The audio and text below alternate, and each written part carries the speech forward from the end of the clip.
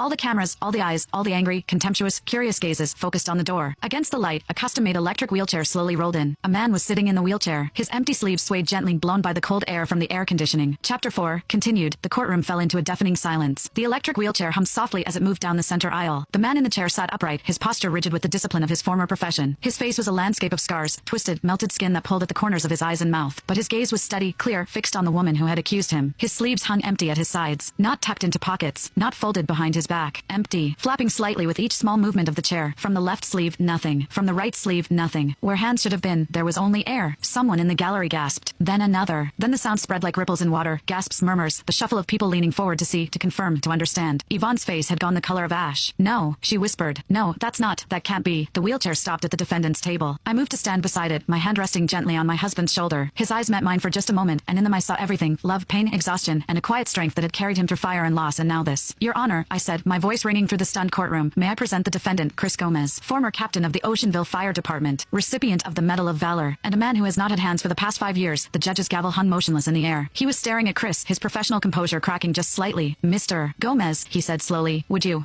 stand for the court? Chris nodded. I helped him rise from the wheelchair, a practice movement, one we'd done thousands of times. He stood tall, shoulders back, chin high, a soldier's posture even now. The empty sleeves hung at his sides, undeniable. The courtroom erupted. This is impossible. She lied. She fabricated the whole thing. The judge banged his gavel repeatedly. Order in the court. Yvonne's lawyer was on his feet, face pale, hands shaking. This is, I was not informed. My client never mentioned. Your client, I interrupted, my voice cutting through the chaos like a blade, testified under oath that my husband choked her with his hands, that his calloused fingers scratched her thighs, that his left hand grabbed the back of her neck so hard she thought her bones would break, that she scratched the back of his right hand with her fingernails. I turned to face the gallery, the cameras, the reporters who had come to witness my humiliation. Which hand, Miss Shaw? Which finger? Show us the scratch marks. Show us the calluses. Show us the ring you felt on his left hand that left bruises on your neck. Yvonne had collapsed back into her chair. Her mother, Jenny, was tugging at her arm, whispering frantically, but Yvonne seemed unable to move, unable to speak, unable to do anything but stare at Chris's empty sleeves with eyes full of horror. The prosecutor stood, his expression grim. Your Honor, in light of this dramatic development, I move for an immediate dismissal of all charges against the defendant. Denied, the judge said sharply. We're going to get to the bottom of this right now. Miss Shaw, you will take the stand. 5. Yvonne walked to the witness box like a woman approaching her own execution. Her earlier confidence, her theatrical tears, her carefully practiced victimhood, all of it had evaporated. What remained was a frightened young woman who had just been caught in the most public lie imaginable. The judge